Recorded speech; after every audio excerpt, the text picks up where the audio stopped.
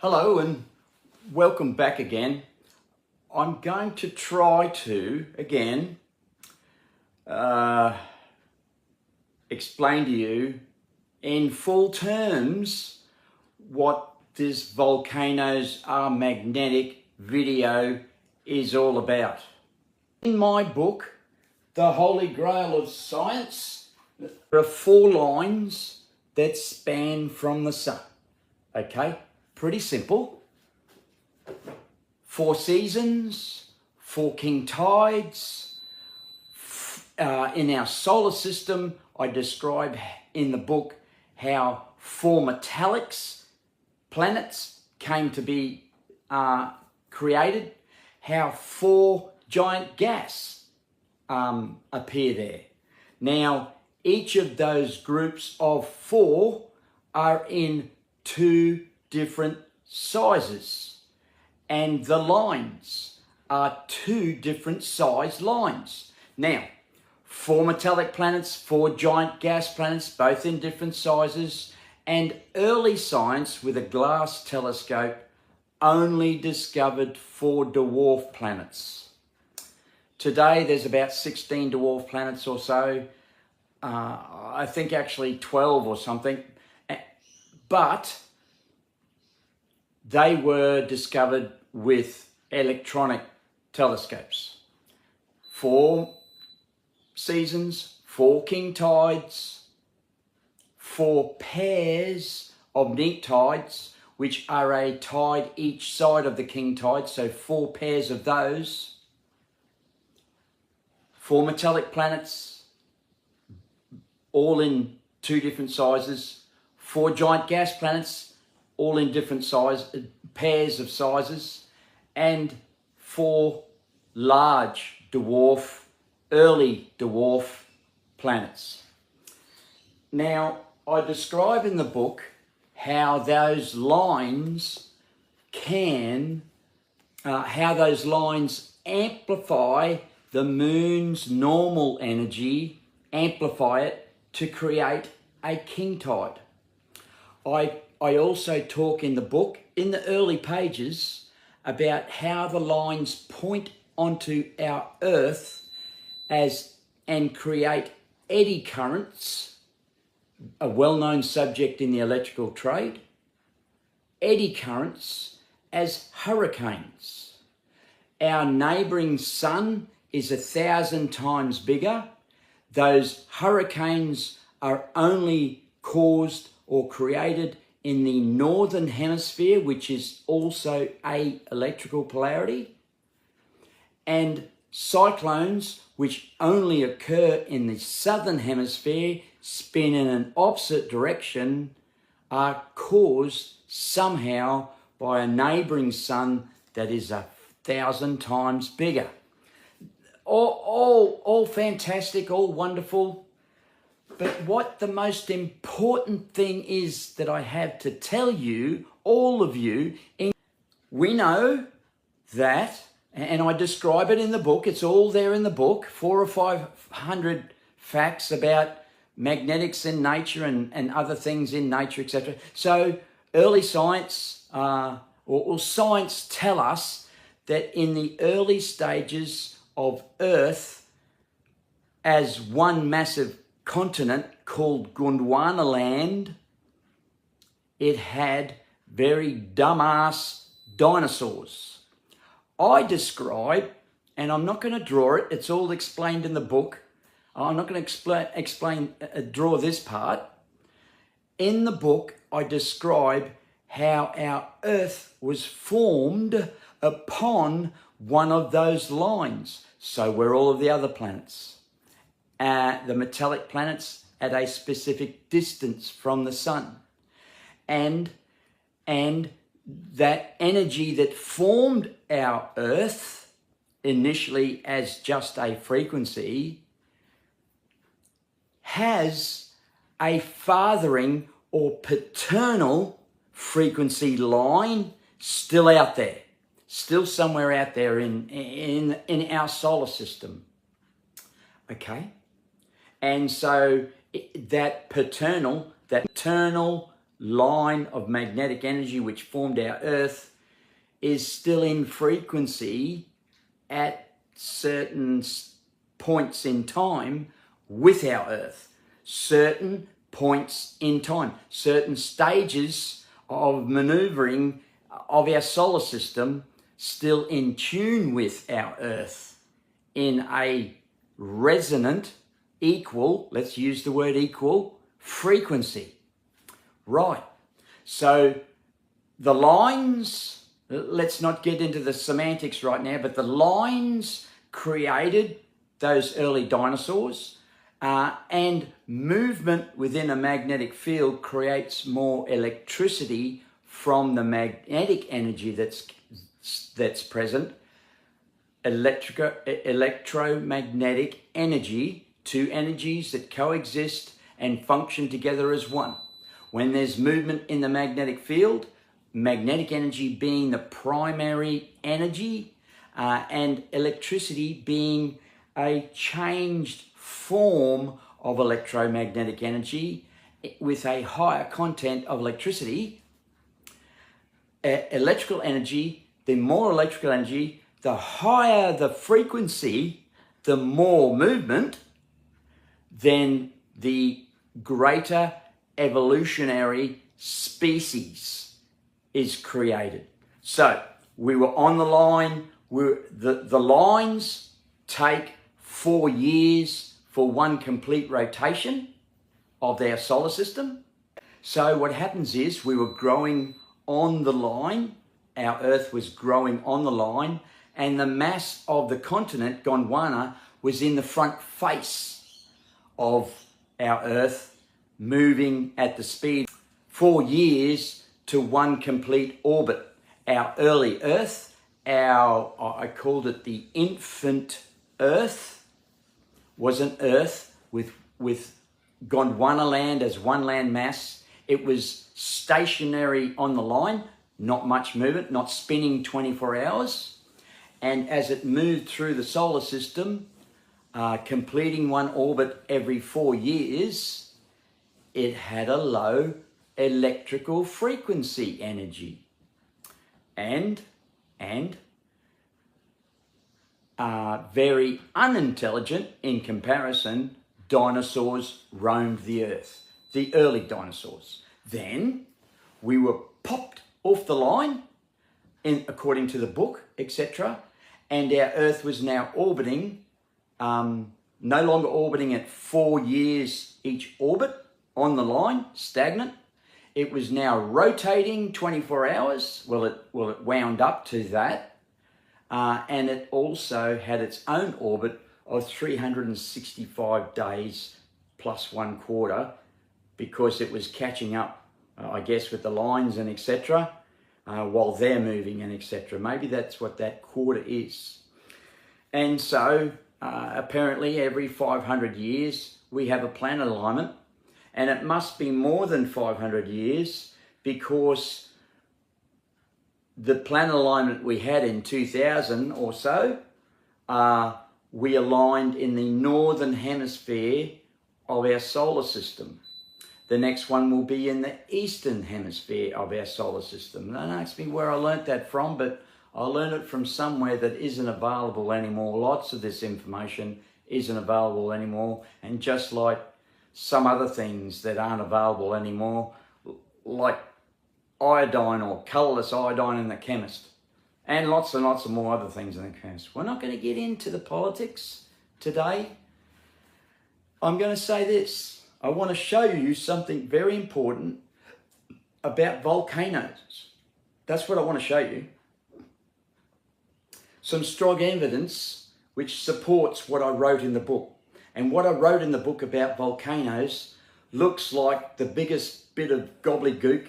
It looks like slime. My head was made of slime, kids' slime. So it goes like this. We had an early Earth, and Gondwana land had, let's call them unintelligent dinosaurs. Then we had a second species of dinosaur when Earth popped off the line and started its own orbit, and a faster movement through a magnetic field, creating a higher frequency, and dinosaurs of a higher intelligence, the second lot of dinosaurs. So, it was somewhere, and with the gyro effect of Gondwanaland now rotating and etc., the continents broke up and equalised the balance of the earth, and we're getting out of balance now with all this movement of iron ore and building of concrete buildings and etc. But those people are well guided.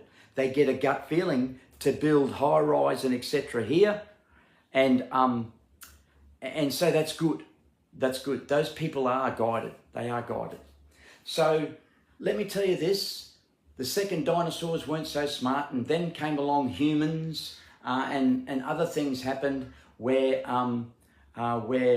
the electrical component increased in frequency and created more intelligent creatures. Something happened around 100 years ago, 126 years ago, when we started to fly and computers and all the rest of it. Evolution of man scientifically has accelerated, and they think we had early dinosaurs, smarter man, woman, and a higher frequency from an unbalanced Earth, and the Earth going through space like this just slightly. It's not rotating any faster, it's just got more movement in the magnetic field, a stronger magnetic field, and we're facing the fifth generation that a lot of other spiritual people that felt it before me are being affected by. So, that is the evolution of the animal species on the planet. Let me show you the evolutionary process of our Earth mechanically. So, we grew upon a line which today is, and millions of years ago, etc., ever since we were born, the Earth was born, this line was in resonant frequency with our Earth. And certain lines, certain parts of the line were in resonant frequency more so with the inner cores, the inner balls, the inner molten magna balls of our Earth. So somehow the lines that are, let's say, this diameter are bottlenecked, forced into a bottleneck, and are this diameter when they come onto our Earth and, sorry to say it, suck out the molten magna, which is what I wrote in the book. Even I regretted what I said in the book, because looking back, the super duper spiritual channeler, Mick, back in those days, wrote some gobbledygook. I thought I was embarrassed about it and didn't say anything for years, especially when I had loving, caring relatives that told me I was as nutty as a friggin' fruitcake. So what's happening is this to our Earth. There are different mechanical stages to Earth. I'm not talking about Gondwanaland. It was a very molten magna place, covered in molten magna and hot and lava and crap everywhere, and those dinosaurs could only wander in between it, I guess. There were, at some stage, giant red cedar sequoia trees in the Arctic. There was no snow, there was no Arctic, there was no ice. It was all forest and etc. And those trees I saw recently are now stone. They've turned to stone, those trees. And they were able to somehow, through the leaf fossils, prove that they were giant sequoias. You can imagine they would have been more giant than anything else we've ever seen. They'd have been really enormous, but they were only relatively small stumps. So maybe they were only relatively small sequoias. I don't know, I wasn't there. But anyhow, they showed us on the science program that they are there today. A couple of dozen tree stumps turned into stone, which were giant sequoias. Sequoias, anyway. Let's not Maybe there weren't giant sequoias. So anyway, so the mechanical evolution of our Earth, besides the subject of Gondwanaland and Gondwanaland breaking up into continents, is this: the line that created our Earth, still in resonant frequency with our Earth, at some stage created mountain ranges.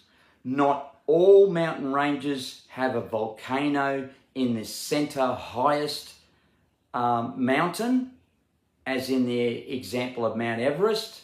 Mount Everest and all the mountains beside it are gradually getting smaller as they work away,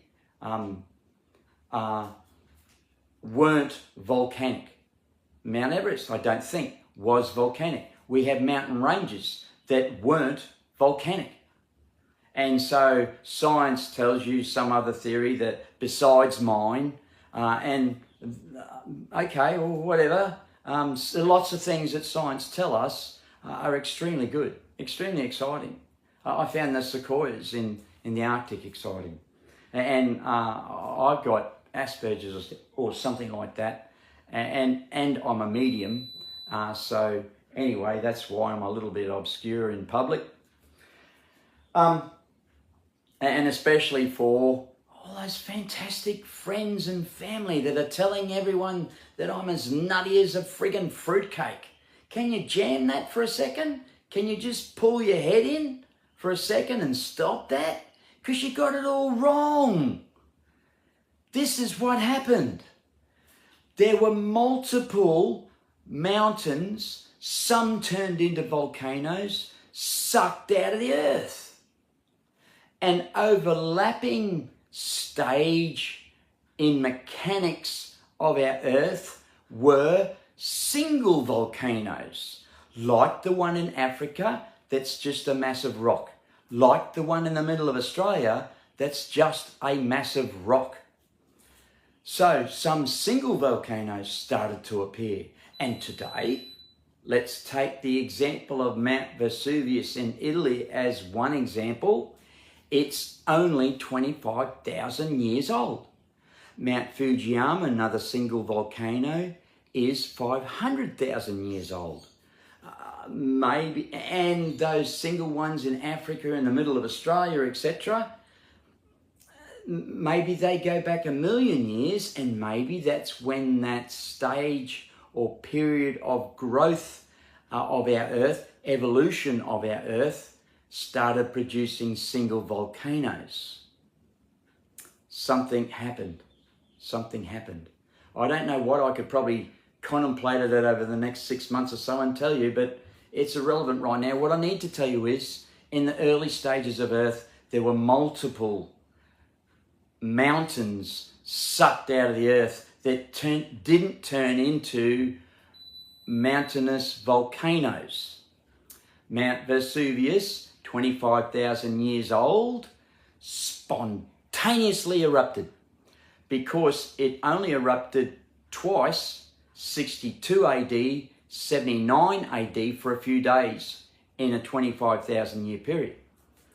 I don't know the specifics on Mount Fujiyama. We know it's been active, but we do know the specifics on the Tongan volcano, which was enormous. Now, in the book,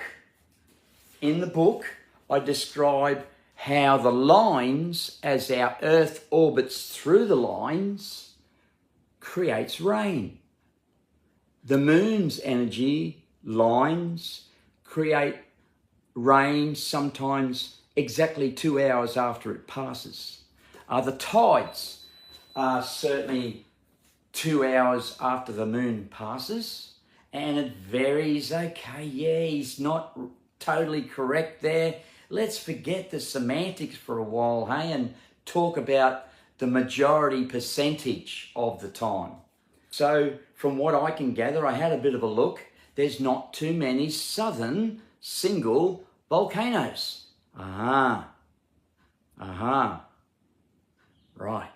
Just realised that myself in this moment, that there's not too many single volcanoes. In fact, what I'm realising right now is that the northern hemisphere has all of those dead giant rocks as extinct volcanoes. Ayers Rock, the African giant mountain that everyone climbs is just a rock. It's quite smooth, like Ayers Rock, but much bigger. And so we also have here in Australia and lots of other parts in the southern hemisphere, multiple mountains.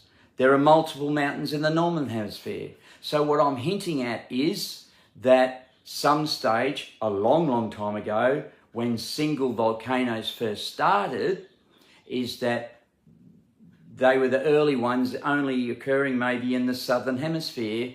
Then the northern hemisphere, in a different polarity, different electrical polarity and magnetic polarity, followed suit to start creating single volcanoes too.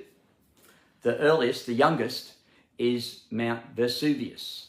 And despite the 2,000 year ago, 79 AD massive eruption where some country where it occurred liked the idea of tourism to play with a few of the bodies and put them on display and etc. Fantastic. Well, we learnt heaps. I don't knock them for it at all, but that's what happened.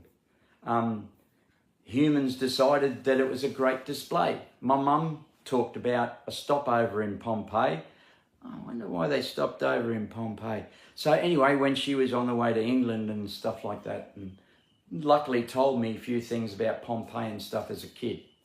So single volcanoes are created. Now, that's about all I've got to tell you in this half of the video. And unfortunately, I'm going to put the other half of the early video next to follow this, because it is quite explanatory as to the basis of volcanoes. I'm going to put one more fact that is supposed to be on that video on the board now, and then add that early half, the later half of that earlier video on volcanoes to this volcano, to this volcano. So it goes like this. Sorry to make the assimilation, but if you've got a, let's say, 40,000 PSI high pressure water sprayer, which will cut through stone and etc., you've got to be careful with it. They have high pressure water sprayers, abrasive sprayers that can cut through 6 inches of alloy. They can cut through steel. They can cut through tool steel. They are just amazing. But let's just talk in the terms at the moment of a 40,000 PSI, or let's say a 3,000 PSI, like they sell at your local hardware. And I'm going to point out one thing, one single solitary thing about that high pressure water spray. So let me talk about a high pressure water sprayer. The hose, as you know, is really heavy, solid. It's not a garden hose. And even garden hoses have a braided fiberglass and etc. in them, and expensive ones. So a high pressure water sprayer, let's say 3,000 or 40,000, whatever PSI, has a hose that has an outside protective rubber that is very strong, and it has an inner braided steel and nylon inner liners to be flexible and whatnot. But the head, because it carries all of that pressure, I don't think that it carries any more than 100% of what comes out the nozzle, you know. I don't think it has more than 100% in the hose, but the hose is strong. We don't want to lose pressure is the main aim of the hose, okay? So the head of the sprayer, which has sometimes has a pinpoint of water.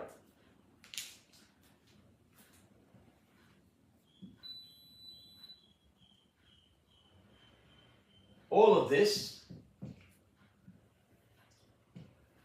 is hose, not Jose, it's hose here, and at the head there is a metal block, which has a metal block, say like this size, with a pinhole in the top of it, you know? It has a pinhole, just like that. It has a metal block, stainless steel, because the high pressure water can wear off the inner lining of that, and we don't want to spend the money and make just the inner liner titanium or something stronger. So that head is a certain construction, bulk, because it's going to have all the way to the very tip of it 40,000 psi, okay? And it's got to be a certain shape because it's got a projectile of water coming out of it. It is a certain length of cylindrical shape with the pinhole in the top to create a barrel of a gun, if I can say. Let's call it a GUNN. And so let me draw. You're seeing it. You're seeing it already, I'm sure. Let's draw a volcano in construction. Now, our volcano is like this. Okay, I'm sure you agree. Let me get that a bit brighter. Our volcano is like this. Okay, at the bottom there, it's about 10 kilometers in diameter, the base of a volcano mountain, and Mount Vesuvius was about 10 kilometers at the base. At the top, it began at 450 diameter and moved out to 600 meters diameter. So it started at 450 meters diameter and moved out to, began larger, because I say the actual line that was sucking the molten lava out when it exploded was actually 600 meters in diameter. That is what made Mount Vesuvius explode spontaneously, immediately, in that moment of a couple of days, 18 hours, I think, because the line that was in resonant frequency was so powerful that it was 600 meters in diameter. Now, it came to be 600 meters in diameter because the energy of our solar system and our sun and our earth, etc., is getting stronger. Yeah, in the book, I'm saying that volcanoes were sucked out of the ground. And so this is the evidence of it. The Mount Vesuvius volcano that had all that pressure on the sides, was only thin at the top.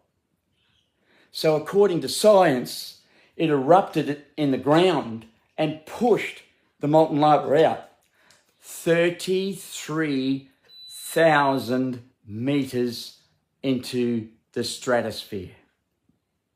600 meters in diameter and 33,000 meters high works out to be 1.5 ton to 1 cubic meter of volcanic pumice. Works out to be 140 trillion tons of volcanic pumice if it all went up 600 meters in diameter to 33,000 meters, 33 kilometers. The Tongan volcano was 48 kilometers and 4.5 kilometers in diameter. Let's jump back again. Sorry, a bit of Pulp Fiction there. Jump back again to the Mount Vesuvius. Let's say it was just half height of molten volcanic pumice stone. And it still weighs the same, still weighs 1.2 tonne per cubic metre. So half the height at 16,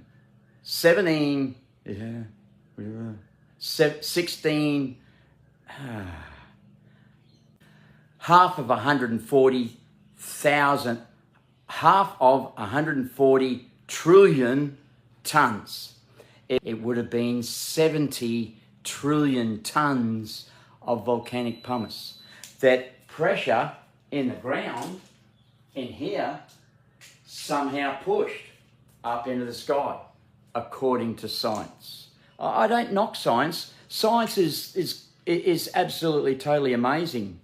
The only problem I have with science is they're a little bit like me. They're a bit obstinate in that they won't be swayed from what they see. And I'm a tradie.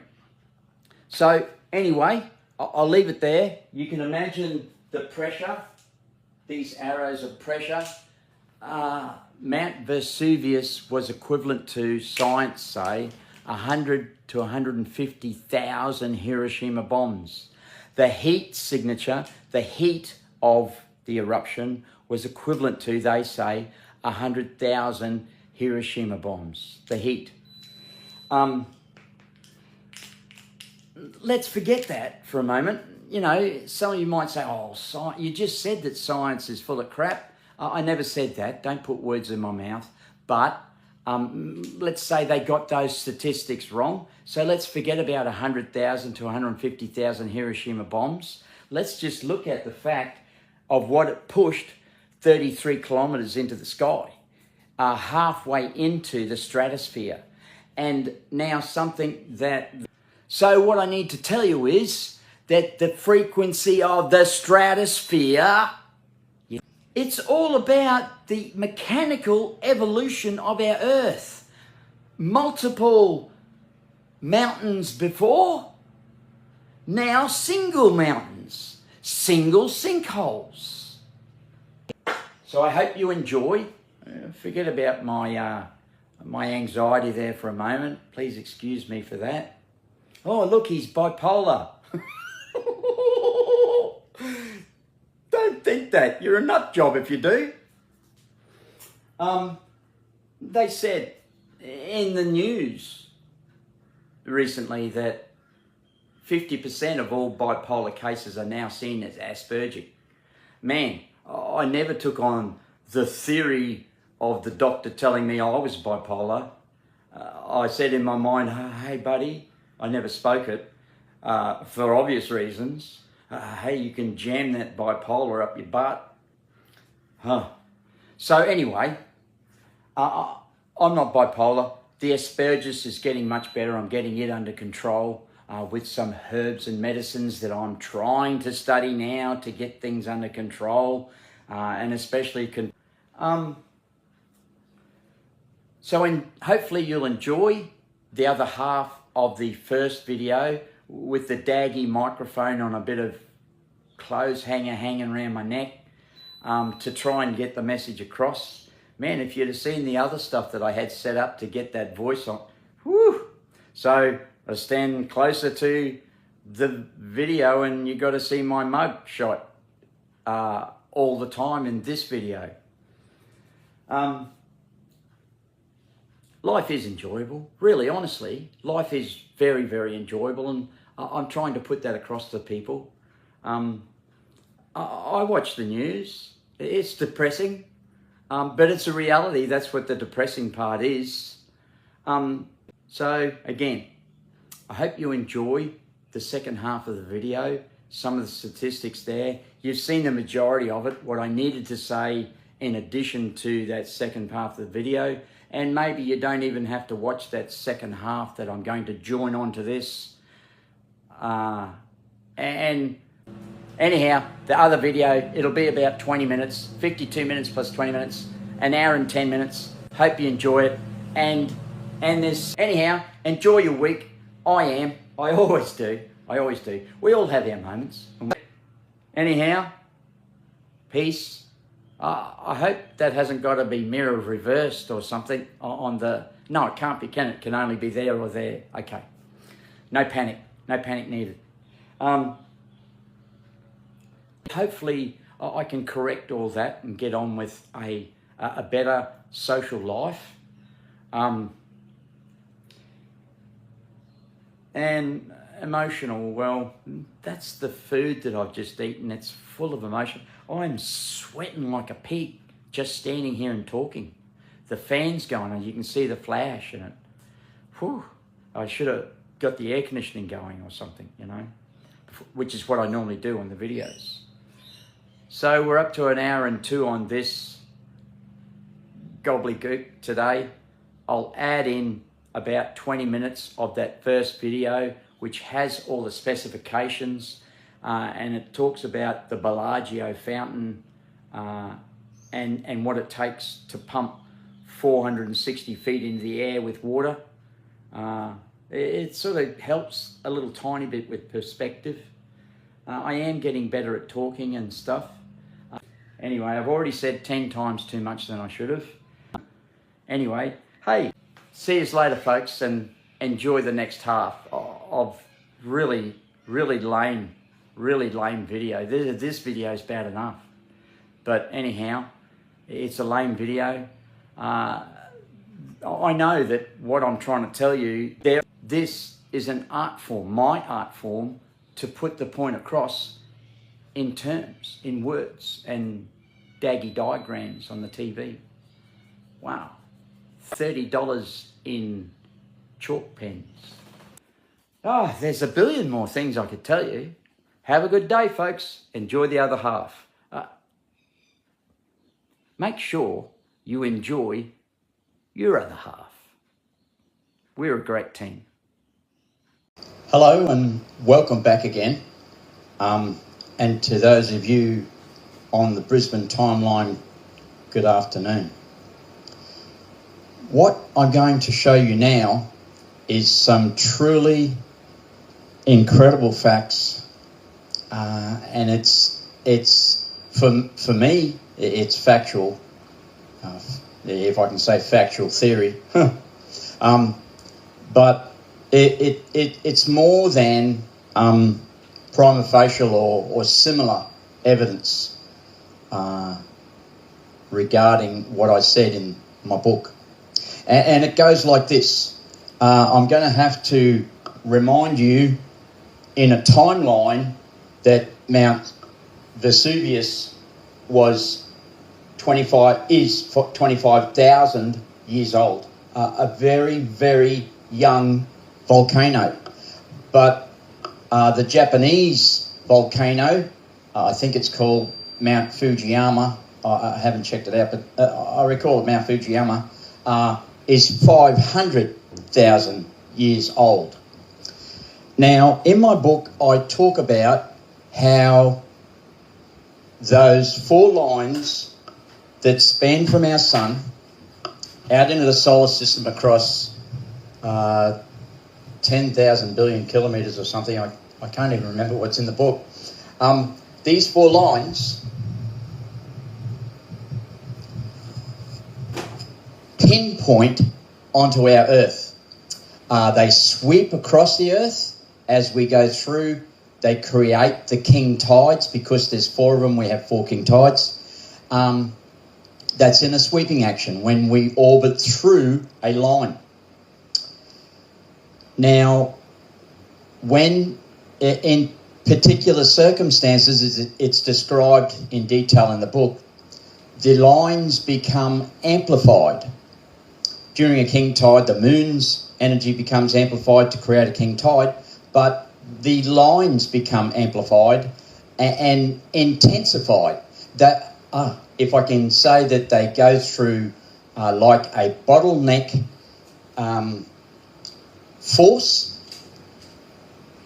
that turns the line, if this be the sun, that turns the line from this shape into this shape. So a bottleneck. And when that bottleneck can pinpoint onto the Earth, it creates volcanoes. And in an attracting energy, it's described in this video how the northern polarity, where the majority of volcanoes take place, is a north and is a magnetic north, of course. And when a line from our sun, one of those lines from our sun is a south polarity, magnetic polarity, it creates a drawing action and in a pinpoint precision.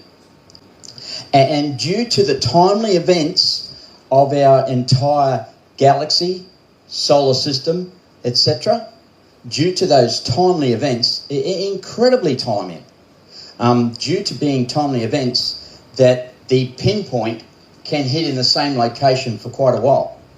Now, and create a single volcano like Mount Fujiyama, which is a single, Mount Vesuvius is a single, the Tonga volcano is a single. And we call those mountains volcanoes because they erupt. And I'm going to explain later on that they're not actually erupting. They're not actually exploding. They're being... We'll leave it till later in the video. So what I'm going to explain to you now is a couple of things that are in the book that will help you assimilate with what's going on here. They're very important to understand in understanding volcanoes. And it's a little like this, that these lines can be timely, are extremely timely. They can pinpoint on the Earth and they create these single volcanoes. But sometimes we have mountain ranges. And mountain ranges, each of these being a mountain, that when it's a mountain range, it's close to a resonant frequency of the Earth, etc., etc., and then it increases until we get the final large mountain in the middle of all of them, not necessarily in a line, because the line could be a little bit staggering, etc. I'm not saying that it's in a perfect line, but I am saying that when in the book I describe it very well, that when the final middle mountain is created, and I'm saying it's not created by faults, I'm saying it's created by the energy pulling the crust of the Earth. And so when the middle mountain is formed, it doesn't necessarily have to be a volcano. So in the book I said, I was a little bit incorrect. I said that all mountain ranges are extinct volcanoes. Science tells us, I just had a look for the first time, because I'm not a big reader, never been a big reader, but I'm starting to be now. I said in the book that that mountain ranges are extinct volcanoes, but they're not. It says only in some cases. Well, fair enough. In some cases, it sucked out the mountain, and it didn't continue on its path to continue. So mountain ranges have less of a chance of creating a volcano than a single volcano, because the energy of the line varies to make a mountain range with the biggest peak in the centre. So when the bottleneck happens and it creates, well, maybe the mountain ranges were the energy of the lines in the early days, and nowadays it's a bottleneck pinpoint that creates these single volcanoes. Mountain ranges are millions of years old, let me point out, and Mount Fujiyama, which looked like a very old volcano a moment ago, is actually quite young as well in comparison to millions of years old mountain ranges. So mountain ranges probably formed in the early days, just after Gondwanaland broke up and we had continents. And so now we're going through a period or stage of our Earth, of growth of our Earth, where volcanoes, which began 500,000 years ago, are pinpoint energies created. So bottleneck energies of the lines. The lines are getting stronger because the sun's getting stronger, and they're this width, so to speak, and then a bottleneck is created. I explained it in the book as a Hall effect. When you have a Hall effect in mechanical, you have a magnet each side, 2 planets, and the line goes through the centre and creates a thinner, stronger, more intensely magnetic line. So you might not have grabbed that too well. Maybe what I'm about to say next should be said first. Maybe you can play the video backwards. Sorry, always hitting people with dad jokes. They're not dad jokes, they're bad jokes. So let me show you what I said in the book about, and I said it on other videos, that magnetic lines have mechanical and physical properties. Some of you might have seen the other video and are aware that how I explained that magnetic lines have mechanical properties. I'll explain a very, very basic mechanical properties scenario right now. Here we are with a north, it can be a north or a south pole, north or south pole, and the lines that span out. Now, when we move another magnet, a bigger magnet, into the field of a smaller magnet, the magnetic lines deflect. We call it deflecting. Well, that is a simple way of proving that mechanical energy has physical properties. The iron filings will move. We did that in school when we were kids. Now, in another video, and in the book, I described how my brother taught me that in the mornings, every morning, as a refrigeration mechanic, he taught me as a kid when we were apprentices. He taught me that every morning the sun rises and we have the refrigeration effect, where a differential in temperature, that line of the sun coming up, the dawn, creates a certain amount of time, I think he said, of a drop in temperature, colder than what it was in the morning darkness. And then when the dawn comes, the refrigeration effect comes, and it creates a cooler temperature just for a moment, but as the sun's coming up. That's to do with the mechanical properties of light, which contains magnetic energy. Now,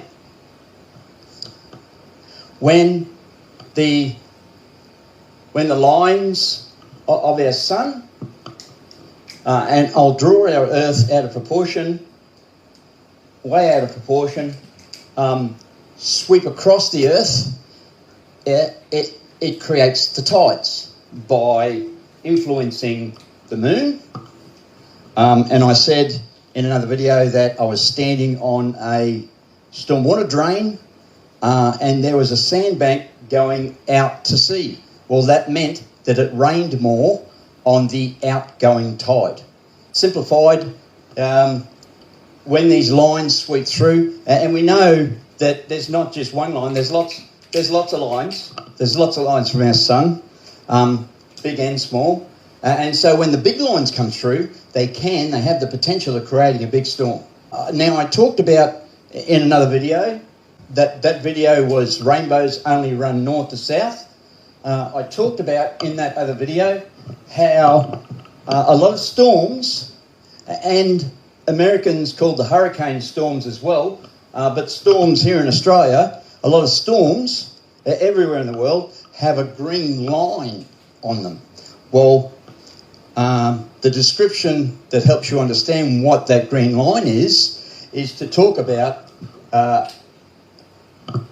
Borealis Australis.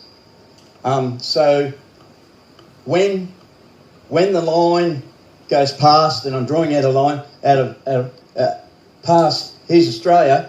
When the line comes across here, when the line's in line with here and our Earth, it bends and warps. That is what causes Australia Borealis. Yeah, so it causes Australia Borealis, and the Northern Lights everywhere else is a magnetic line bending and warping in opposite energy, in a repelling energy on the Earth. So now the storm, we see storms with a green line. They say that there's hurricanes with a green line. Well, I explain in this video how a line in the opposite polarity, magnetic polarity, comes in the Earth and twists and creates a hurricane. Well, what I'm saying is this. Oh, this is the exciting thing that I have to tell you today.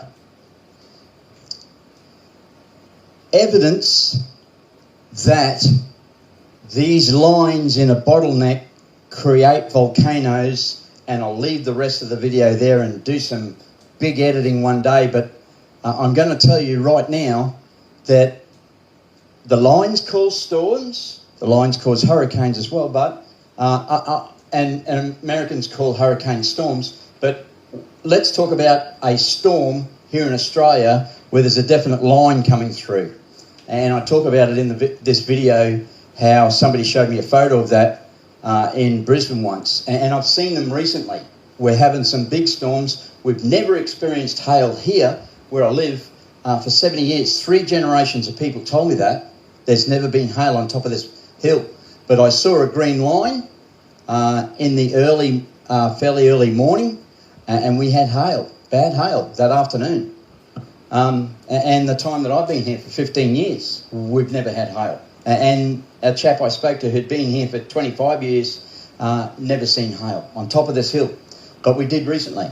So the lines are intensifying, is what I'm saying. And real good evidence of that is Mount Vesuvius. But the greatest piece of evidence of that is the Tonga volcano. A single, not a mountain range again, now a single volcano again. Mount Fujiyama, single. Mount Vesuvius, single. Tonga volcano, single. And I think there's a big extinct volcano in the middle of Africa on the plains. So I think I wrote about that in the book. So what I want to tell you is this, that really good evidence that it is definitely a line in a bottleneck pinpointing on the Earth into a volcano and drawing out, as I said in the book, not exploding. And watch the rest of the video for the description of that, the mechanics of that. Real good evidence is that 2011, there was a massive flood here in southeast Queensland, and a volcano, a big one, in New Zealand on the west coast. Now, the greatest record of rain we've ever had, storm-wise, in just a flashy type flood, but only overnight type of thing. And that's what the 2011 floods were like here. They really were overnight, caused by a king tide at the same time and whatnot.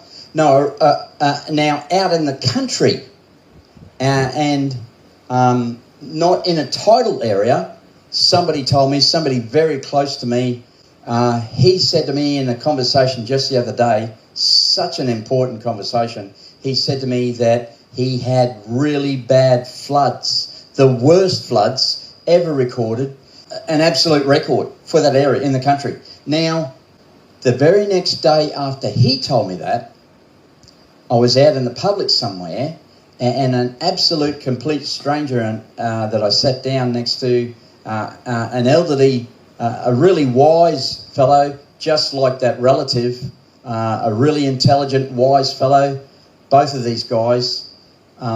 This complete stranger said to me, talked about an extremely bad flood, and he had been in the area for 70 years. 2022, the worst flood ever. And 2022 is when the Tongan volcano went off. It's not exploded. Mount Vesuvius did not explode. Watch the rest of the video. I don't know what we're going to call it, but they're not explosions. I mean, they're volatile. They're volatile and they have a bang, bang, bang here and there, but the actual action is not a volcano exploding.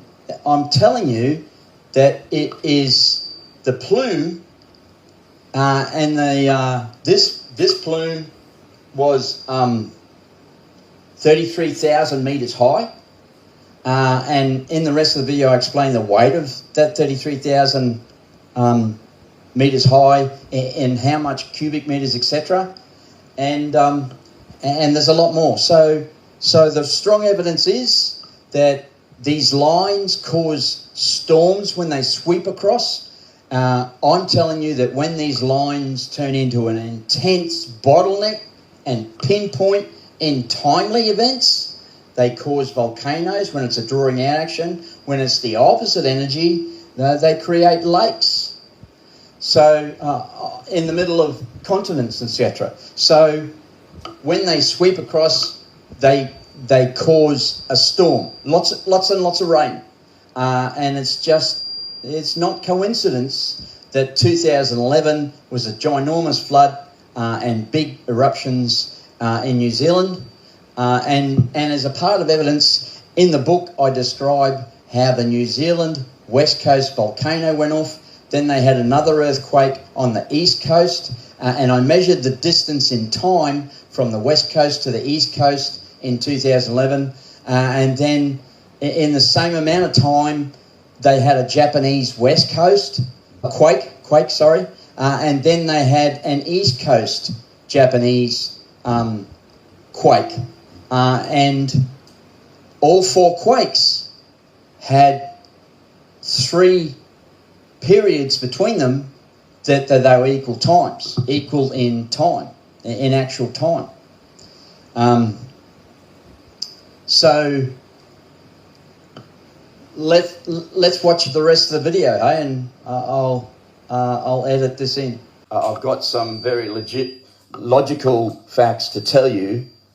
I watched one documentary on volcanoes, and just like I talk about some of the facts that came to me and hit me like a brick in the book, some of the facts about volcanoes came to me while watching this video on Mount Vesuvius in Pompeii, which erupted in 79 AD. That's around about just under 2,000 years ago.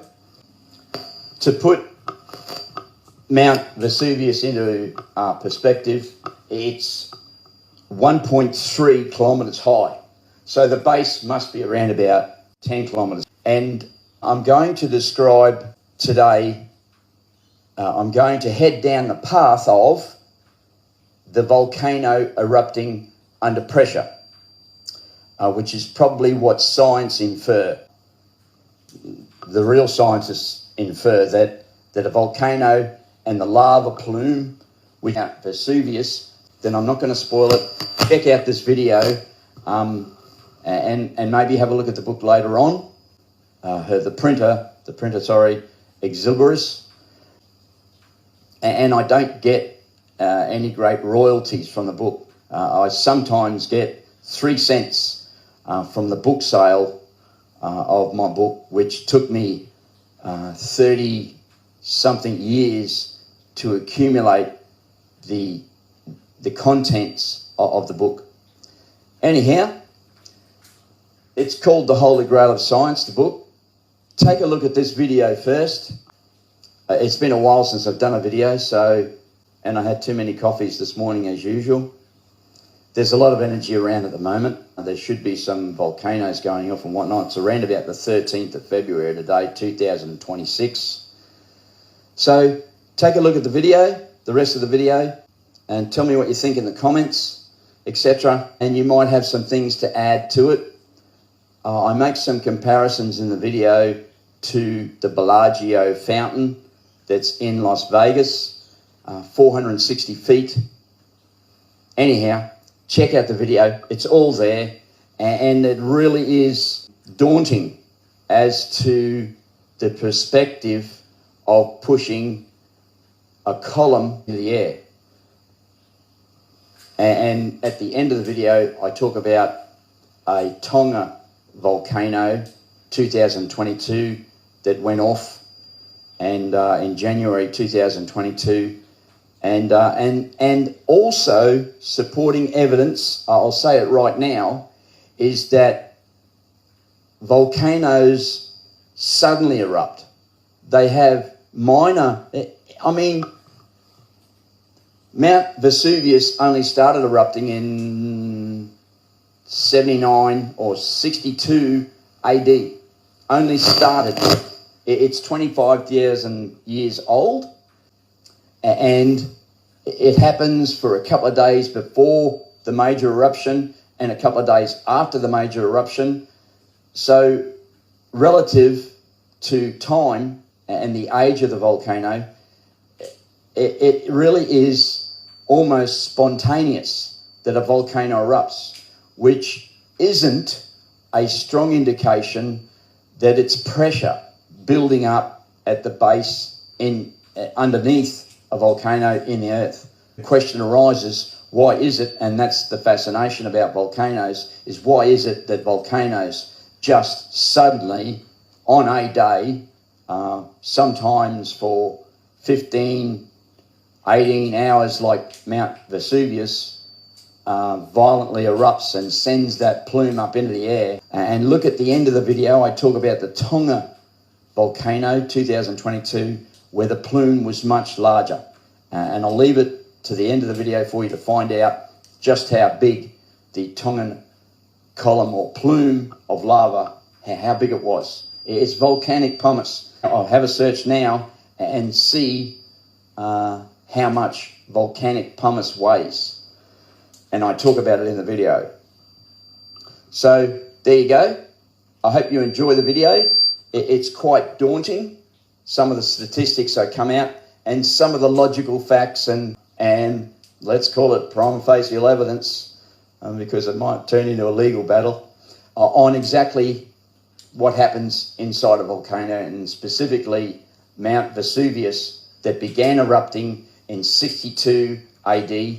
That's after the BCE, after the birth, and began forming 25,000 years ago, which is a very young volcano compared to the Japanese one that took 500,000 years, began forming 500,000 years. And how many volcanoes are there around that aren't folds of earth like mountain ranges, they say, are formed?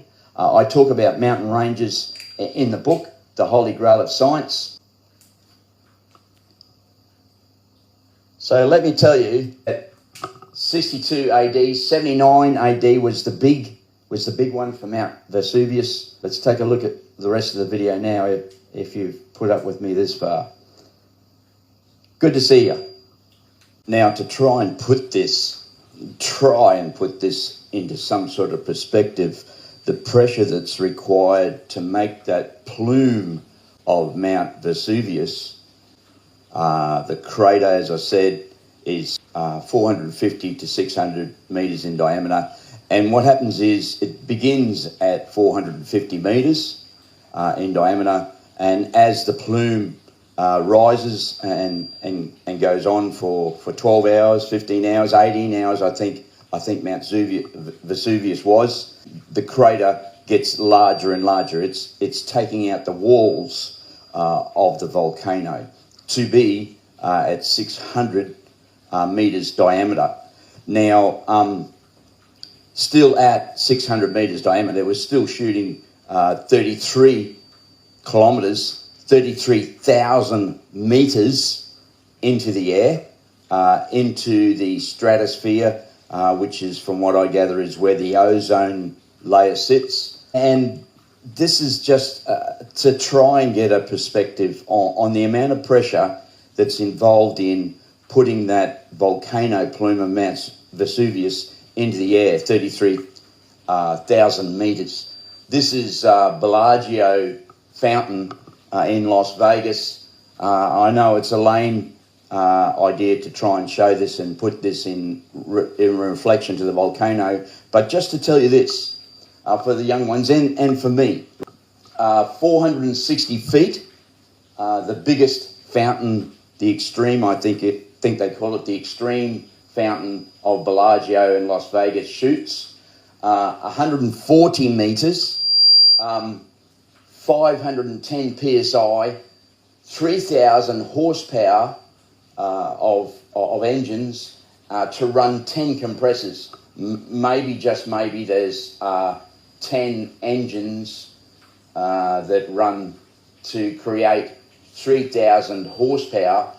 Only 510 psi, but 510 psi for water. It doesn't weigh anything like a volcanic pumice stone.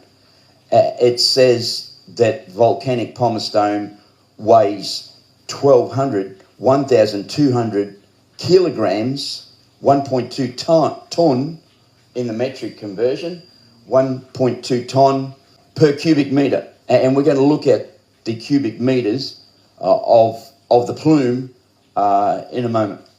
Now, to also try and put the plume of Mount Vesuvius into perspective, it's no comparison to the Bellagio fountain, I'm sure, but we're talking about a column, a plume of volcanic pumice that weighs 1.2 ton per cubic meter, and the plume being 450 meters diameter up to 600 meters diameter, and it would have begun at 450 meters, and the sides of the volcano would have worn out to 600 meters. This is Mount Vesuvius at 1,300 meters, 1.3 kilometers, and this is the plume. This here is the plume of Mount Vesuvius, 33,000 meters, 33 kilometers high into the stratosphere, which, from what I can gather, is where the ozone sits, and to the middle of the stratosphere, 33 kilometers, 33,000 meters, beginning at 450 to 600 meters, and running for, I think it was about 18 hours of Mount Vesuvius in 79 AD. Now, this is our standard pine tree throughout the world, but the Italians in the video I watched talk about the plume, the column of volcanic ash and volcanic pumice, stone, etc., being shaped like a pine tree. Now, this is what the Italian pine trees look like, and sort of like a mushroom on top. And that's exactly right. We know, everyone knows that the plume, the column of volcanic turns into a mushroom or a pine tree on top. They said the Italians said in the video, and all of a sudden it collapsed and became the ash that ran through Pompeii. Anyhow, what we need to know right now, forget the ash running through Pompeii, etc. While Mount Vesuvius, this is in perspective, of height, was running and erupting 33 kilometres high, 33,000 metres. It began at 450 metres diameter and 600 metres diameter. And at 600 metres diameter, it was still 33,000 metres high. Now, 33,000 metres high, weighing 1.2 tonnes per cubic metre, we're talking about 140 trillion tonnes of volcanic pumice stone and ash, etc. And then, most importantly, so for the amount of pressure that's involved, we're going to take a look at the internals of a volcano in a moment, and we're going to be talking about the vents that are present in all volcanoes, as we know, in certain sections as the volcano goes up in height.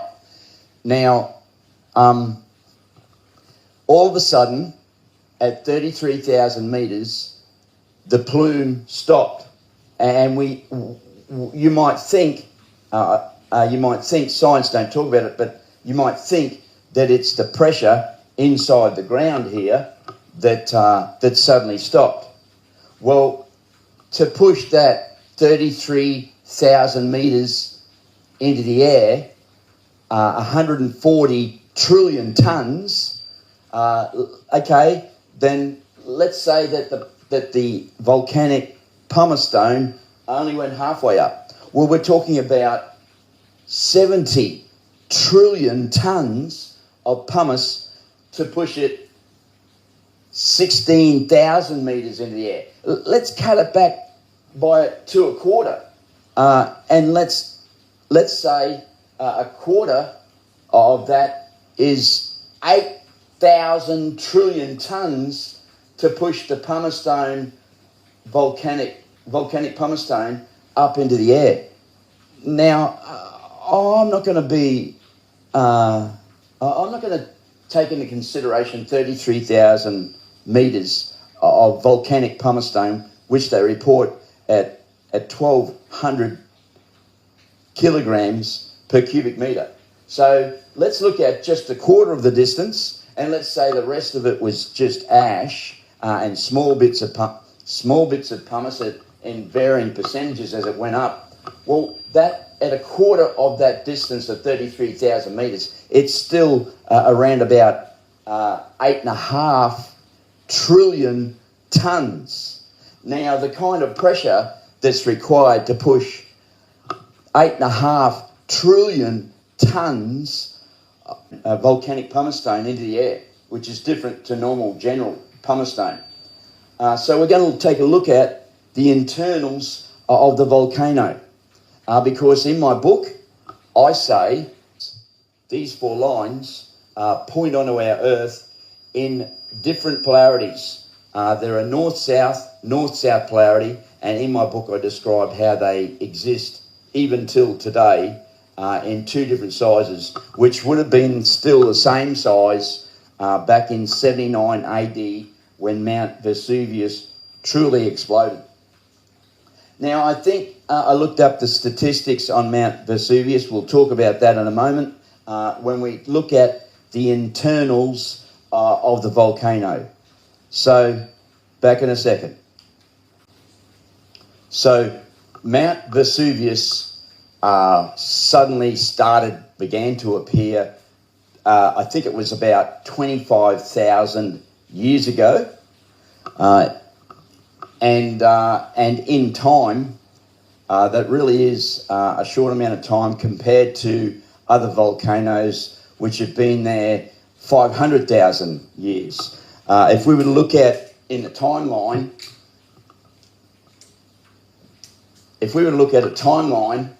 of the other volcanoes, I think I measured the width of this screen. Mount Vesuvius lifespan is about here compared to some other volcanoes that began back here. I think it was the Japanese volcano that began 500,000 years ago. Now, Mount Vesuvius began 25,000 years ago, and it rose up out of the ground, which science find quite extraordinary. And if you look in the book, I talk about Ayers Lake and Cooper's Creek, which is an indent, the opposite force into the earth, and Cooper's Creek is 70 miles wide, an indent straight up into Alice Springs, where Ayers Lake, which is a huge dent, not a crater type dent, but an impression into the ground, and Cooper's Creek fills Lake Eyre every couple of hundred years or so. Now, we're looking at here the internals of Mount Vesuvius. Now, you would think that the volcano the lava would be in this style or shape to push a plume like this were an injection nozzle at the top, 33,000 metres into the sky. Now, if it is pressure that's pushing this up, then these rocks that form the actual mountain volcano were pushed out of the ground 25,000 years ago, which really isn't a long time ago. There's got to be cracks. And wouldn't you know it, I think that those cracks that are in the rock are what caused the vents. Now, if there were 140 trillion tons, if there were 70 trillion tons, we're looking at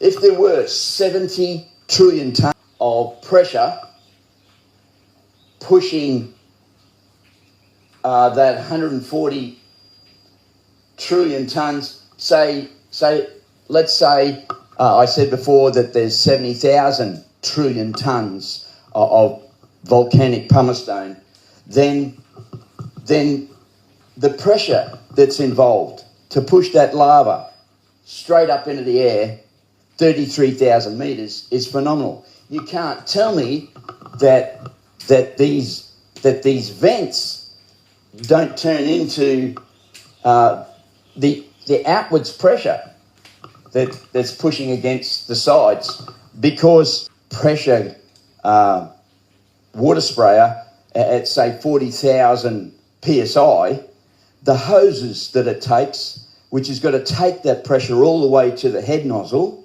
the hoses are phenomenal, braided, heavy duty braided, and steel inner liner and stuff like that, because the pressure is all the way along the hose.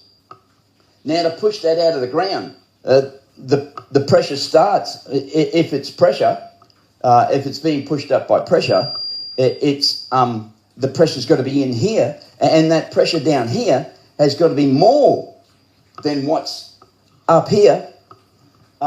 So how come the sides of the volcano don't just collapse? It's only 1.3. At the top, it's 600 metres diameter, but at the bottom, I don't know, maybe it's 10 kilometres diameter. But they also describe in Italy how they get hints that there's going to be an eruption by the ground that's nearby that starts to rise. And they're indicating that there's pressure involved.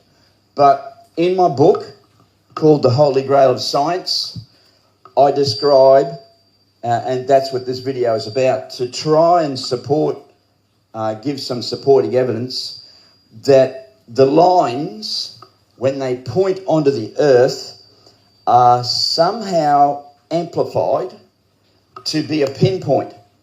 Now, before the perfect frequency resonates to make that line, that magnetic line from our sun or the neighbouring sun is 1,000 times bigger. I'm not totally certain where the energy line is coming from, where the magnetic energy line is coming from. And in my book, I describe how the magna is magnetic and it gets sucked out of the ground.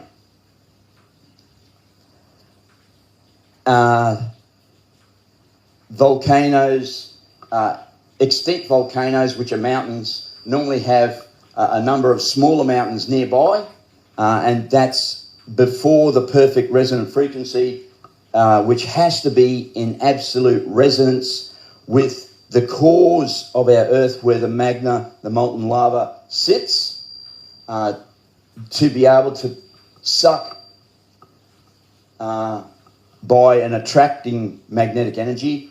And also let me point out that when you heat a magnet, that the magnetism dissipates. Well, so what I'm saying is that pumice stone, which comes out as lava and etc., and lava rock and etc., isn't magnetic because it's had heat applied to it. But is it possible that the line is magnetic? And I can't remember how I described it in my book, that maybe there's another line from underneath that repels, or maybe it's the core of our Earth that is reacting with just a single magnetic line, which feels better to me, that's pulling the lava out. And they say, so how can the pressure of a volcano, which has been formed out of the ground, it's not being they say mountain ranges are folds of the Earth, creating the mountains. But this mountain suddenly appeared, is how they describe Mount Vesuvius, and quite a number of other mountains are the same. We all know that picture of Japan with its volcano there, and it's still active. So how is it possible that the pressure applied to the walls of quite a young volcano, quite a young mountain that just formed out of the ground rose into this. It wasn't just flat ground and molten magna started pouring out to form the mountain. This mountain, Mount Vesuvius, was pulled out of the ground.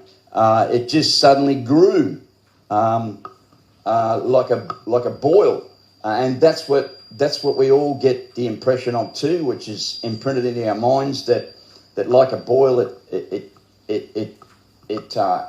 has pressure inside of it. Now, the pressure required to push a minimum of 70 trillion tons up into the air, 33,000, and if it was all volcanic pumice rock, then it was 140 trillion tons, kilograms of volcanic pumice, 33,000 meters into the air. Now, they just populated that out. They describe that the column, the plume, was shaped like the Italian pine tree, not like our pine trees that we have here in an A shape, but the Italian pine tree with that mushroom type on top. They talk about the mushroom turning into they talk about the plume turning into a mushroom at the top of volcanoes, and so all of a sudden the Mount Vesuvius column, the plume, dissipated, and it fell down and became that pyroclastic lava flow across and ash across Pompeii. So an indication that it is, another indication that it is a force drawing the lava out, and I'm saying an attracting magnetic force that's drawing the molten magna, which was magnetic at the time. Maybe just the cooling of the magna rock. Maybe just the cooling is what takes away the magnetic ability of the rock. And so something else, I'm indicating, that's what this video is about, indicating that force wasn't from pressure. It wasn't from pressure. There would have been some pressure, of course, but it wasn't from pressure. It was more so a magnetic force drawing the lava up 33,000 meters. Now, let's jump back to, for a second, the Bellagio fountain. And if you, I'll put that photo up in a second, and if you look, you'll see that the Bellagio fountain is splattering, fraying, breaking up well before it gets to 460 feet, 140 meters. So this column of volcanic lava was complete, all one piece, until the mushroom at the top. That's how they described the Italian pine tree as the column, the plume. Why isn't the pressure? Why isn't the pressure, as soon as it comes out of the volcano, why isn't it going everywhere? Why isn't the pressure that puts it into this bottleneck? Why isn't the pressure on the sides of the volcano bursting out the side, the whole volcano blowing to pieces, and the actual lava, the volcano, Mount Vesuvius volcano, didn't go to pieces. It's all one size mass. The center got worn out, which is another indication that it's a force drawing the lava out by magnetics, not by pressure in the ground, like a boil bursts. And it's a strong indication that it's magnetic energy, and that probably should be TONS, because they're so it's got to be, it's strong supporting evidence, especially when we look at the internals of a volcano, knowing there are vents and stuff. It's a strong indication that it's not a pressure force. It is a magnetic attracting force in the opposite force, magnetic force, to what created Lake Eyre, and that track straight up into Lake Eyre from South Australia. I think it's in flood 140 kilometres wide, but in general 70 kilometres wide of Cooper's Creek. Why they call it a creek, I don't know. Maybe because it's not in water all the time, otherwise it would be a river. Every 200 years. And it's a timely event that happens with Cooper. And let's have a look again in time. The Japanese, I think it was, volcano has been there 500,000 years, and Mount Vesuvius is only 25,000 years in perspective, on a timeline. So Mount Vesuvius is a very young volcano, and they say that the volcanoes are getting are having more force. They're erupting more violently. In Tonga, 2022, you might think that I've exaggerated 33,000 metres, but in Tonga, 2022, they had a volcano from in the ocean bed burst up, erupt to 47 or 48,000 metres, 47 or 48 kilometres of plume into the air. So 33,000 metres really is, in comparison to the Tonga 2022, really is a small amount of pressure. And I talk about in the book how we have a plan alignment, and the plan alignment pressure increases and decreases before and after the plan alignment. Well, maybe, just maybe, before the plan alignment happened, maybe it was the strongest resonant frequency of a line was a repelling line. And maybe after the planet alignment, in retrograde, all of the planets in retrograde positions compared to pre-planet alignment, maybe, just maybe, after the planet alignment, in retrograde, the planets create a attracting energy, which is what's making these volcanoes erupt even more. There is actually quite a few other things that I could say, and I might come back in an edit later on. But like I say all the time, there's your lot for the week. So, good morning again to those of you who are on the Brisbane timeline. I said I'd be back with some more facts, and it wasn't a sleepless night, but it was an enjoyable night of watching the ceiling and some daunting thoughts and theories that came through. One of them, one of those facts, well, all of the facts that came through during the night, that came to me during the night, relate strongly to what I wrote in the book, and that's what this video is all about, is giving some foundation to some of the things I said in the book, which sounded crazy. And this, volcanoes in the book, is one of the craziest things I think I wrote about. But by the time I'm finished this video, which might be 6 months down the track, there's going to be some substantial evidence, supporting evidence. Now, what I want to do is I want to show you, I want to point out the, sorry for the microphone, the lapels in for repair, and the IT department of Cox Studios. So what I want to show you is,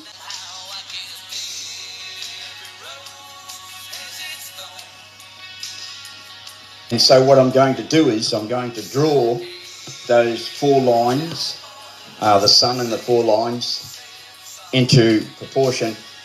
So I'll draw it, the sun here. Here's one line and another line. They're going the wrong direction. That way. And this one here, I'll draw out into our solar system. It spans the lines. Now I'm going to draw, as you saw, the Earth in proportion is probably a dot like that in true proportion, and the moon even a smaller dot. But I'm going to draw it out of proportion so that I can show you and speak to you more about what's going on. This is our Earth, a very poor Earth, and this is the equator, and I'm going to draw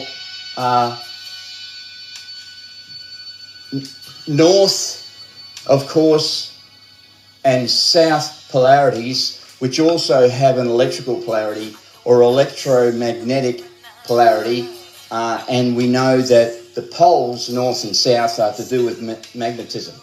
I think, and I'm going to do a video sometime soon when I put the facts together, that gravity is associated with the electrical, and I mean AC component of our Earth, which has something to do with the molten magnet that's spinning on the inside of the core. So that's for another day. But what I'm going to tell you here is that these 4 lines that you saw on the front of the book, which span from our sun, and the Earth here is drawn out of proportion, are in a polarity. Now, the volcanoes that I'm talking about are in the northern hemisphere, and we know that from what I said about, I wrote in the book, that volcanoes are created by a attracting energy that more or less, in lay terms, sucks the molten magma out. So, what I need to tell you is that if the volcanoes, and they are in the northern hemisphere, a positive polarity or a north magnetic polarity, then an attraction would be an opposite polarity. So this line here is of a negative value. Sorry, it's a south polarity, this line. It looks like I've drawn two Earths there, doesn't it? So this line is of a south polarity or negative electrical polarity.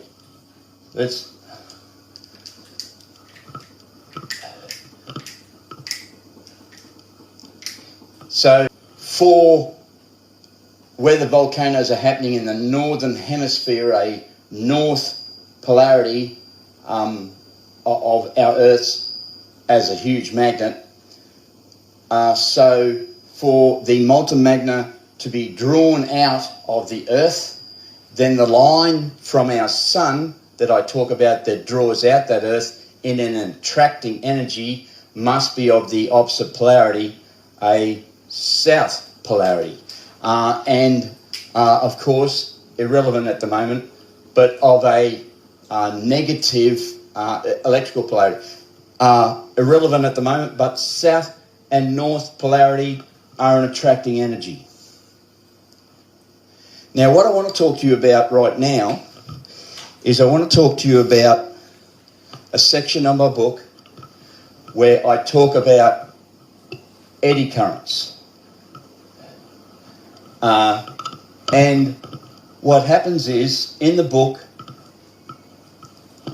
I describe eddy currents as a nuisance effect in every electrical circuit. Now, eddy currents as a nuisance effect, we were taught, occur in microelectronics, which might be what you get on your watches, electronic watches, and even smaller. They now have electronics that can go on the top of a moth or a butterfly, a camera, and etc. I don't know how long it'll be before they have crows landing on your roof that are trained. Hey, that's just some mumbo jumbo. But anyhow, they do have, microelectronics have the nuisance effect of eddy currents. And eddy currents occur all the way through to high voltage reticulation in the transformers and even in the aerial cables up there. I don't know exactly what damage they do, but I do know that eddy currents can blow up any type of electronics, any type of electrical, and there's all sorts of procedures in place to overcome eddy currents. One of the things I remember from electrical college in magnetic theory was that they used a shading pole on the laminations, from what I can remember, on the laminations of a transformer to eliminate eddy currents. So if they're using that on the laminations of the transformer and the windings are a separate item, then it's two things that are coming into play. And maybe, just maybe, eddy currents in a transformer are caused by a lack of time to transfer. Somehow like that. I don't know. They don't know a great deal about eddy currents, but eddy currents happen in microelectronics all the way through to high voltage reticulation and everywhere in between. In buildings and high rise, we would the mains cables that came in off the street, usually in not in parallel but in triple.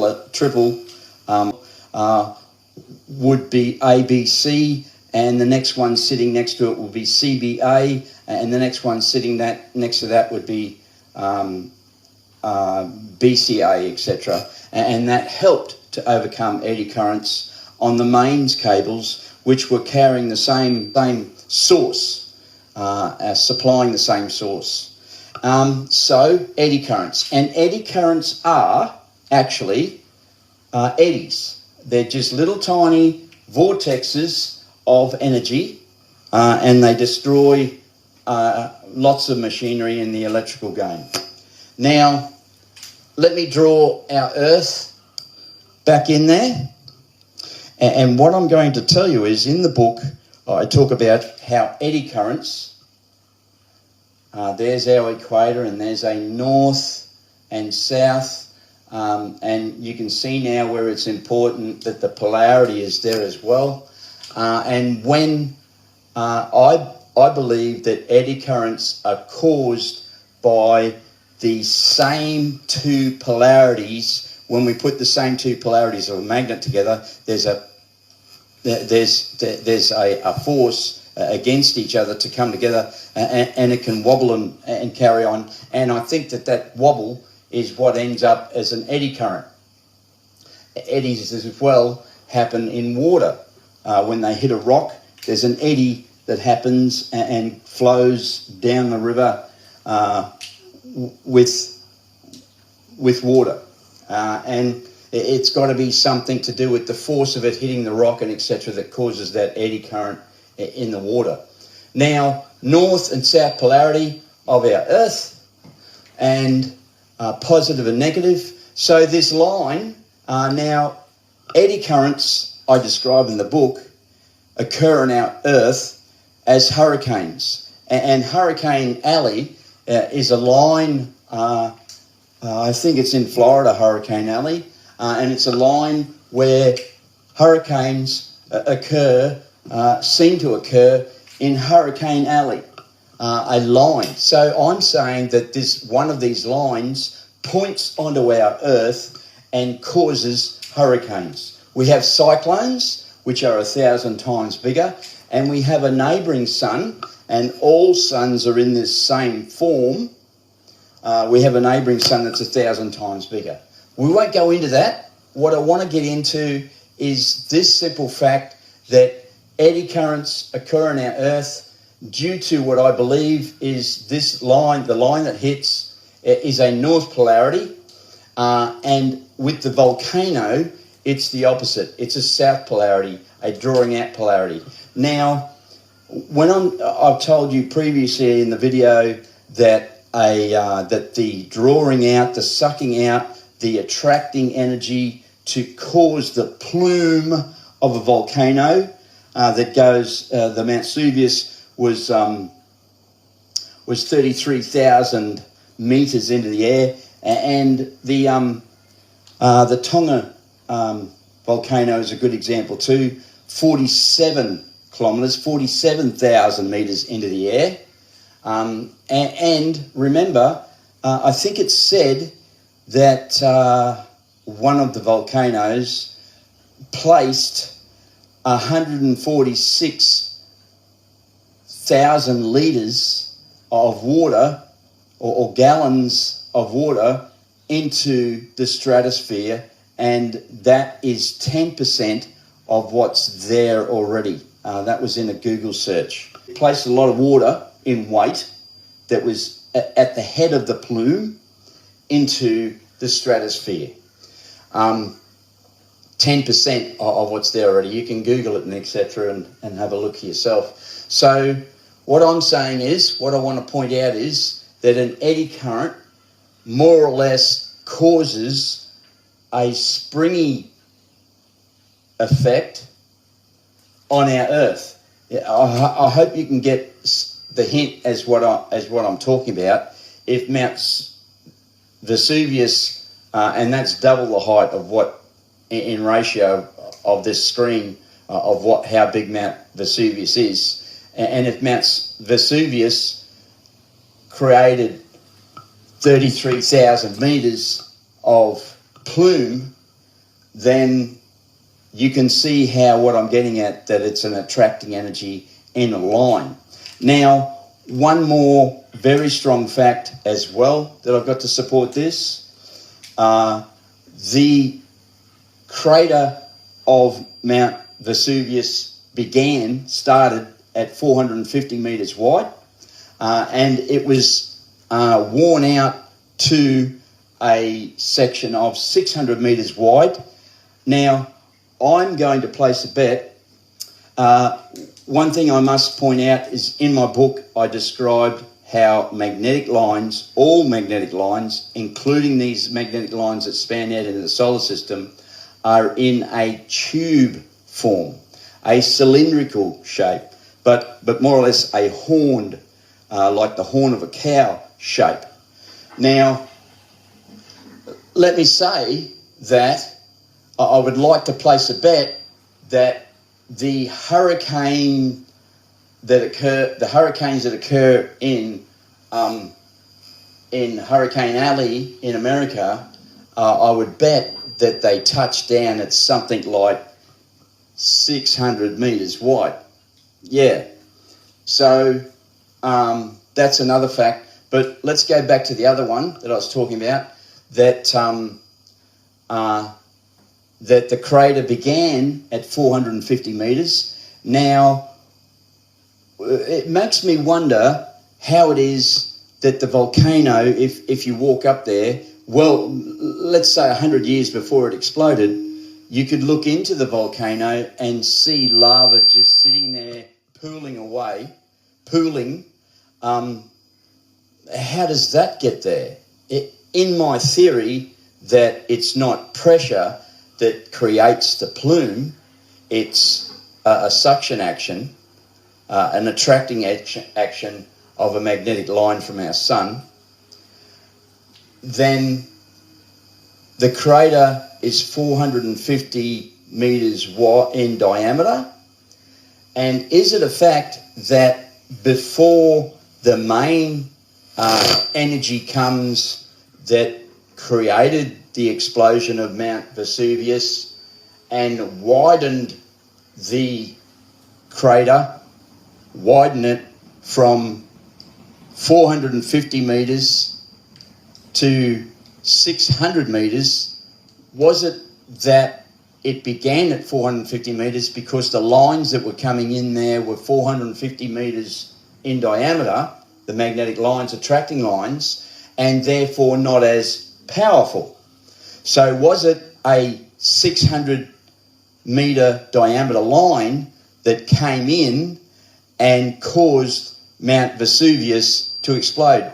The answer to that, which might help us, is probably in the greatest volcanic explosion that ever happened in Tonga. It's got to be the greatest volcanic explosion. It had a plume of 47 to 48 kilometres high. It was in the ocean, the volcano, from what I understand. It was a sub-ocean or something volcano. Now, did the line that came in to create that, was it larger than 600 metres? So what I'm asking is, what size is the crater of the Tongan volcano? Give me 1 second. I'm going to head to Google. 5 kilometres wide. So that to me, I'd have to go back and check on that, and there might be some editing made here on this specific point. But approximately 4 kilometres to 5 kilometres wide of the caldera, which is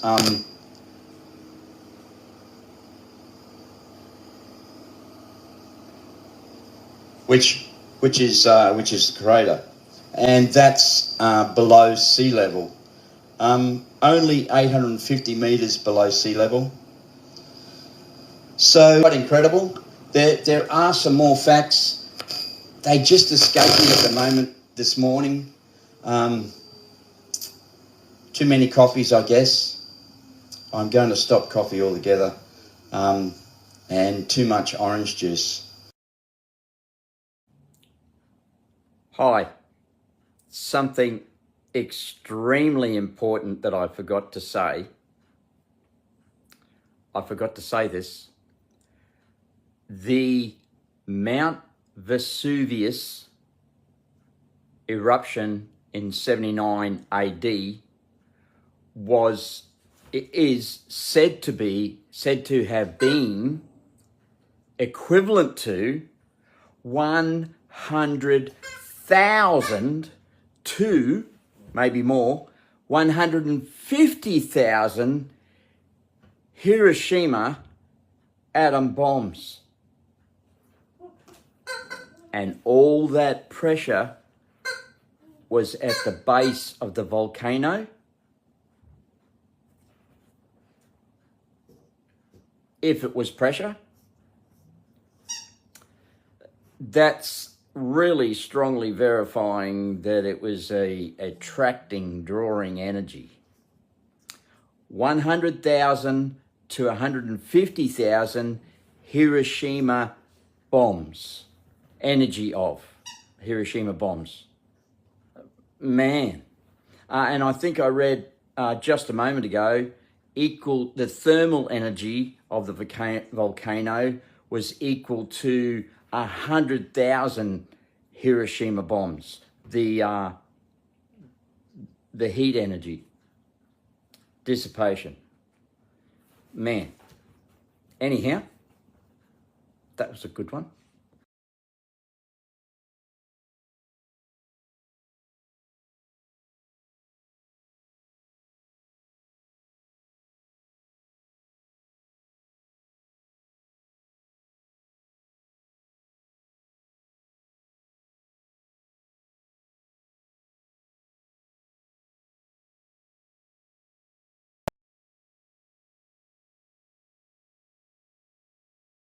Hello again.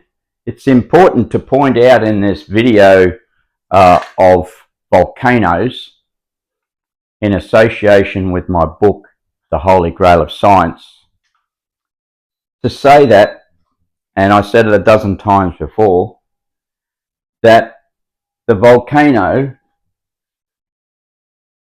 went up 33 kilometers, 33,000 meters into the stratosphere. Yeah, I know, I've said it a dozen times before on this video, but let's have a look at the reality of it.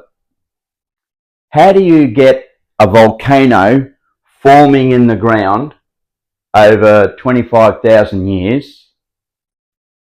How does it get to be able to point that plume straight up? How come when the volcano formed, it wasn't just slightly off to the right or off to the left or etc.? How is it possible that it pushes 33,000 meters into the stratosphere?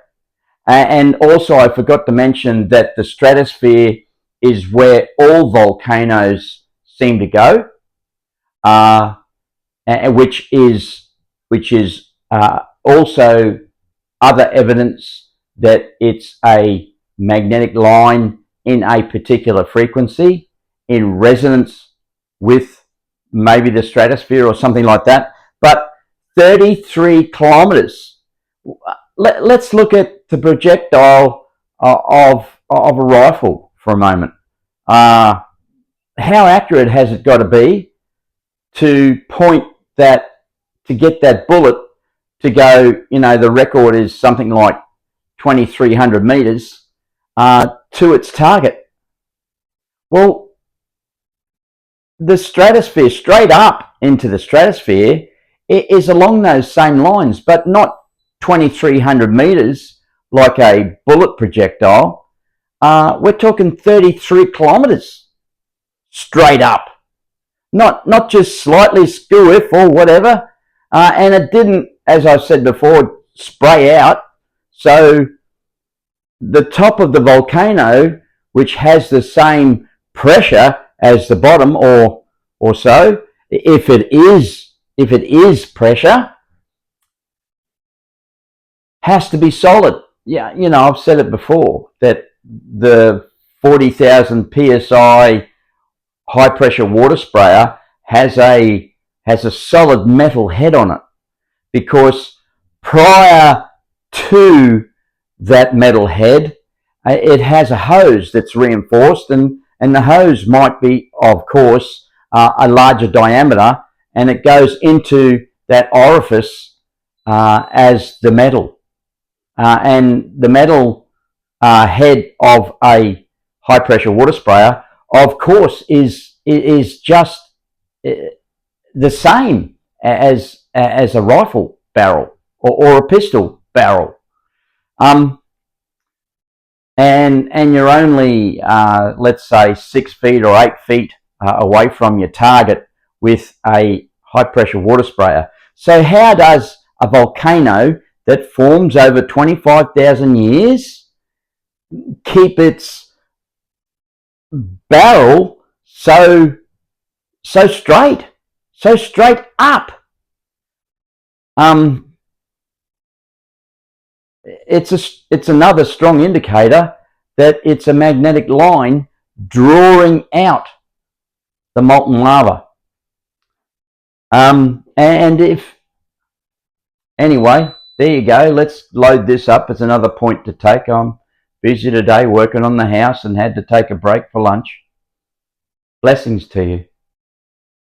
And before I jump back to work on the house, surely we've all played with a garden hose and pointed it straight up into the sky.